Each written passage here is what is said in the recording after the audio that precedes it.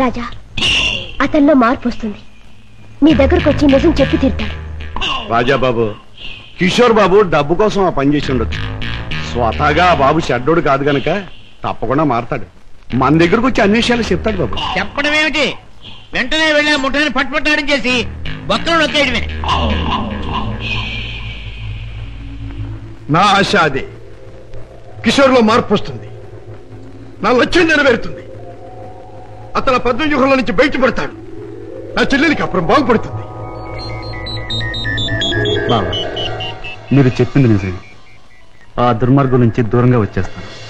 మీకు అన్ని విషయాలు చెప్పేస్తాను. ఏమండి? మన బాబుకి ఏమైంది? ఎవరో కారులో వచ్చి ఎత్తుకుపోయారండి.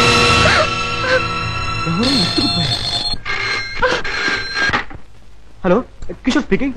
నువ్వే మాట్లాడతావని నాకు తెలుసు. మాట్లాడుతున్న నేనెవరో నీకు తెలుసు. మిస్టర్ కిషోర్, నీ ముద్దుల భార్య గారాల బిడ్డ కోసం ఘోరంగా రాగాలు తీస్తున్నది కదా. అంటే మీరేనా మా బాబుని ఎత్తుకుపోయింది అని అడగబోతున్నావు కదూ? అవును, నేనే. రాక్షసురా, నా బాబుని ఏమైనా చేశావంటే? ఇంకా చేయలేదు, చేద్దామని అనుకుంటున్నాను. Wish me best of luck. ఏమండి? ఎవరండి?